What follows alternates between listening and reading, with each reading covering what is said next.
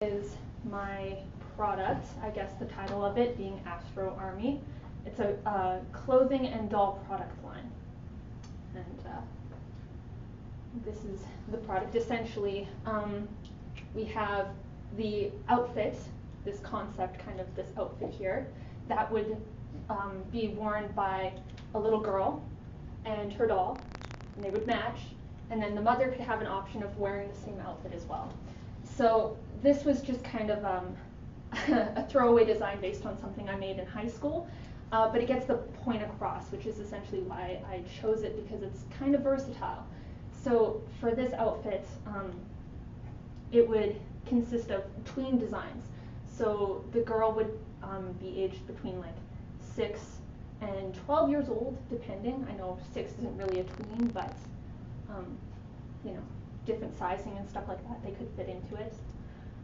The dolls would be about 10 inches in height, so they would have a lot of versatility in the designs and stuff. And then the parents would have a more modest version of what the little girl would be wearing versus what the doll would be wearing. So it would be the same material throughout, but slight differences in the actual outfits. So company values would really focus on self-expression. So for the girls, they would have the option to go online, and they would essentially base their order on themselves. So to kind of break it down, we have 12 different astrological signs. And depending on where you fit into that, you would kind of go into some suggested designs. This would essentially be a website that you would go in to make your order. And in order to kind of relate to themselves, they would learn about their astrological sign and go into the designs that would be suggested for them. So when I say morality here, it's concerned with the principles of right and wrong behavior and the goodness or badness of human character. So it means that they have a chance to kind of examine themselves a little bit more, especially at an early age. So feminism, which is equality, strength, empowerment, teamwork, drive, and body positivity. Because these designs essentially would focus on being of high quality and would be flattering for everybody who would want to wear it.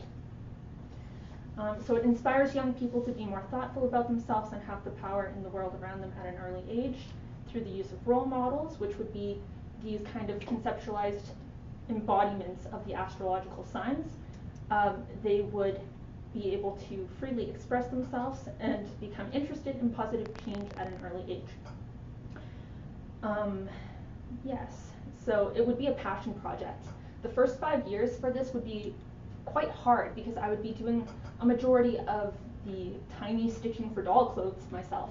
But because it is something that I'm quite interested in, it would be worth it, and it would be something that I could withstand. So for the SWOT analysis here, we have the strengths would be family bonding opportunities. So like photo shoots for the mother and her daughter and their doll. You could do that.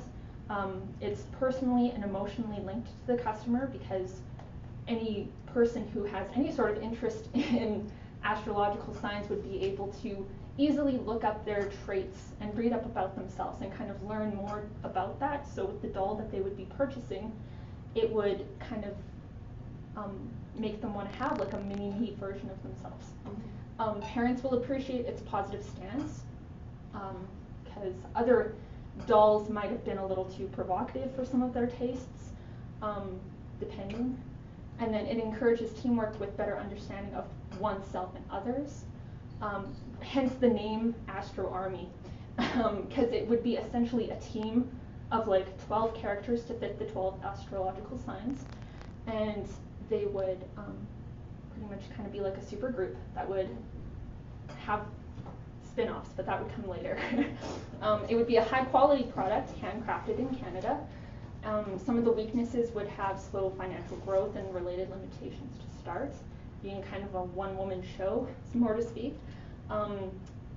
made to order, so lots of personal customization for one person to implement without the customer available fittings. So like I said, it would be primarily sold online to start. So that would be kind of an interesting thing. I really want to make sure that the sizing was just perfect before I started to have it ordered out to people, because that would just be a doozy. And then you can't oversee manufacturing in Toronto. So my goal would be to link up with this one company who essentially does the sourcing for the fabric. They also construct the garments, and they would ship it back to me. And they're based in Toronto, so I wouldn't necessarily be there if I were to start, say, in Lethbridge, which might be a little tricky, but yeah. So opportunities, partnering with Big Brothers Big Sisters for design workshops. So to kind of gauge more what the people, like the young people in that age range, would want their dolls and would want to wear as well. They could kind of design, and it would be a great bonding opportunity for their mentors or their role models to help them with. Expansion into other markets given time and success.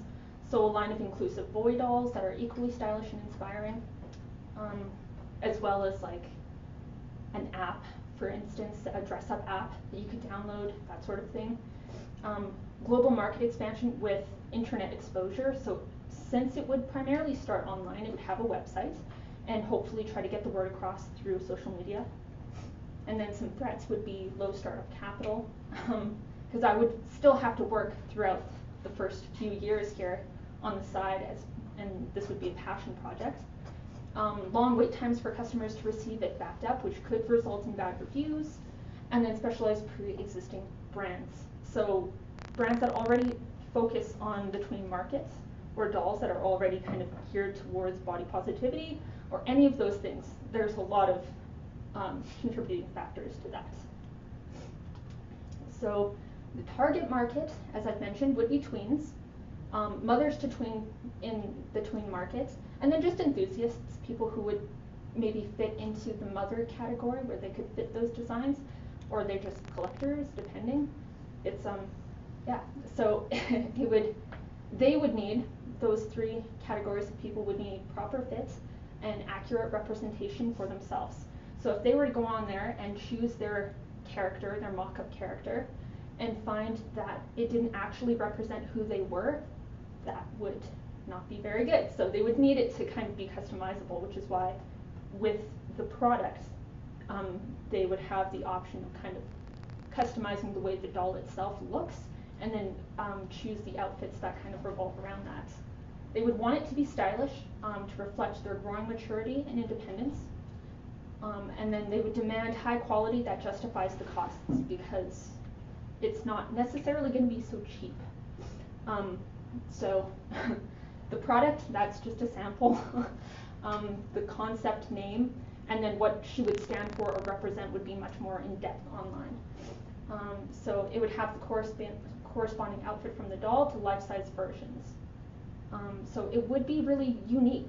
The whole idea would be, this is not something necessarily kind of pigeonholed by what you can buy at a local store, or what like Barbie would typically be wearing. It would have its own distinct kind of style. So it would have kind of like a seasonless model. All of the designs would be available for people to purchase whenever, which kind of aids in the sustainability concept. So upon selecting their full-sized clothing order on the website, they would have the option to either A, order the corresponding doll clothes for dolls that they may already own, or B, order an upcycled custom-made doll that would arrive with their clothing shipment. So I suppose I should kind of back up and explain here the whole reason why we would have corresponding doll clothes with the people clothes is because I would want to use the leftover fabric from the tweens and the adults to make the doll clothes. So it's kind of eating up that waste. So the business development plan would start with a 1 to 2 year mark, supplement income from other jobs, which is not ideal, but it's what I would be willing to do. So independently upcycle dolls, which is a skill all on its own. Create doll patterns, source hemp, linen, banana fibers, and Pinatex to start, depending on what would be required for the designs. Send technical packages to custom apparel manufacturing in Toronto, which is the name of the company that I found. Start marketing online via social media and through various art, fashion, alternative expos in Alberta, so to travel and set up these kind of neat booths where it would get lots of exposure and word of mouth. The 3-year mark would try to live off of income from business and begin starting a slight raise every 6 months as the business progresses. So expand to retailers to sell in their stores. I was thinking maybe like the Bay, because it would be of a higher kind of quality and it would still be in Canada. So to move the office out of my home and into a rented space and potentially hire a few employees. My mom would probably want to come and work, so that would be a thing. And then 3 to 5 years, look at expansion with partnerships and potentially opening a flagship store. So it would be to develop an original doll, their own molds for retail sale, and expand designs and staff, move into a larger office space, etc. So if I were to sell the outfits for people at the Bay at the 3-year mark, it wouldn't necessarily include the doll because it would be a lot of work to have handcrafted, handmade, upcycled dolls. So that is why at the 3 to 5 year mark, it would have to be kind of fluid in order to account for unforeseen costs or anything else that could happen in the meantime. So for sustainability and innovation, as I've mentioned, it would be a seasonless model for all of the clothing that is made. And they have actually done studies that have shown brands like Alexander McQueen and Alexander Wang, they sell more products or they have a more loyal customer who will come in if they have a consistent kind of look. So it's all about coming up with something cool rather than reinventing all the time. So Guido Cagliari, founder and group chief executive of the creative consultancy FAM, has worked with Kanye West, Nike, Off-White, and Stella McCartney. And those are all pretty well-known brands, so figured that would be a good idea. Natural dyes potentially, if we were to just purchase the sustainable fibers, like for the fabric, linen, hemp, and then dye it with natural colors like that would be ideal, but it would just kind of depend on what that manufacturing company in Toronto was willing to work with, what they would charge, that sort of thing. So these are the technical drawings to kind of show the variation between what the child might wear, what the mom might wear, or the big sister, if you will, and then the scale of the doll from her tiny little outfit, which matches. So, yeah, that's references, and that's the end of my show. Excellent. Fun concept, right? Yeah. I like the name. The name Astro Army. That was a surprise.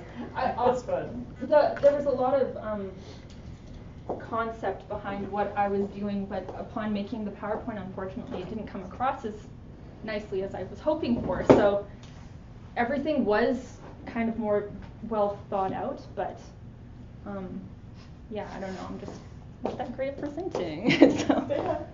Okay. Nice try. Okay. Yeah. So, are there any questions or? I think this is a really great market because you have those kids who don't want an American Girl doll, and so I think this brings out the more uniqueness, and I like the idea that kids get to learn more about themselves and have that self-awareness sooner. Right. Which is really awesome. Well, that was the thing. I was doing a lot of research into American Girl, Bratz, Monster High, these kinds of dolls and what they represent. And I found that the new generation of young kids that come into playing with dolls like this, they're interested in contemporary styles, something that kind of sets it apart from the rest. So American Girl has really great values, but as girls are kind of entering their teenage years, they don't necessarily want to wear like this kind of perfect little outfit. They want to be a little more edgy, or depending.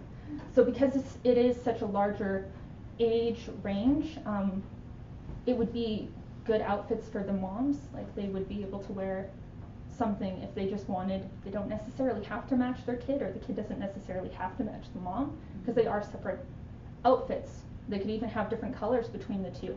It doesn't have to be like a green outfit for the kid and a green outfit for the mom. It could be, whatever. So, yeah, I don't know. I think the website is a really cool idea where like even the mom can sit down with the daughter and it's like a shared experience, right? They work through building this outfit and the doll together. It's really awesome. Yeah, it's fun, like the whole astrology thing, like learning about yourself and everything, and then like creating the garments out of it. Yeah, well, I find like online too, that's where a lot of these kids spend most of their time. So if there could be like a dress-up game on the website that they could kind of get into it, if there's like a bit of a backstory to these characters that they become invested in, then that would be something that they might want to actually spend their money on. But yeah, it's also partly because I'm not the strongest sewer myself. I'm not like the best drafter. So if I could kind of play around to where my strengths lie, which would be in marketing, or which would be in design and that kind of thing, that would probably make it a little more feasible for me to continue this intensive workload that I would have to kind of. I guess that would be my one concern, is that I'm just having a hard time seeing how you could possibly sustain this with handmade doll clothes without getting to the point where you have to have them manufactured. You have to have something mass produced. There's no way anyone could possibly afford what it's going to cost for a handmade doll outfit that's going to last and hold up. And so it gets to the point where you just can't do it all. Yeah, not that's handmade. true. Absolutely. It would have work. Yeah. I think there would have to be pieces manufactured at some point, very soon, very quickly. Yeah. Well, it was more along the lines of like starting to build a bit of like cushion to start that, to look into those options, because if you upcycle one doll, for instance, and you use like trash, you could sell that doll for $70. And if you buy the doll secondhand for like $3 and stuff like that, there's a profit to be made. I love the concept that that's where your shrink goes, like that's where all your waste, your scraps is going to that other provider. I think it's brilliant. Yeah. And that needs to be really marketed, right? Yeah. And the only struggle I find with the company in Toronto is that you're going to have, because you have a company way into Toronto that's creating the garments, the scrap then has to come across, and then they have to wait for their doll because that was of that. Where if you were able to find if you're able to outsource it here, maybe get the fabric sourced and have it all sent here, and then if you were to be able to outsource closer, more locally for people to construct, then you could get the scraps immediately, so you could be constructing the doll clothes at the same time as the garments. Everything would be made at the same time. That's the one thing I'm having a hard time with the Toronto. And then you have an environmental footprint again that perhaps you don't need to. This might be a good model though for you to look at more like the brick and mortar, like we talked about with Three Leans, where they come in and they see their outfit, and then here's their scraps. It's like a Build-A-Bear workshop almost. So then after they pick their outfit, here's the fabric from that outfit, and we can make some, here's doll clothes made from that. Right? So right in store.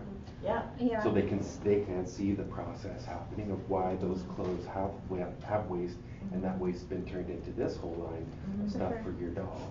And branching out into your boy dolls sooner, I would say, and also gender neutral. Very quickly.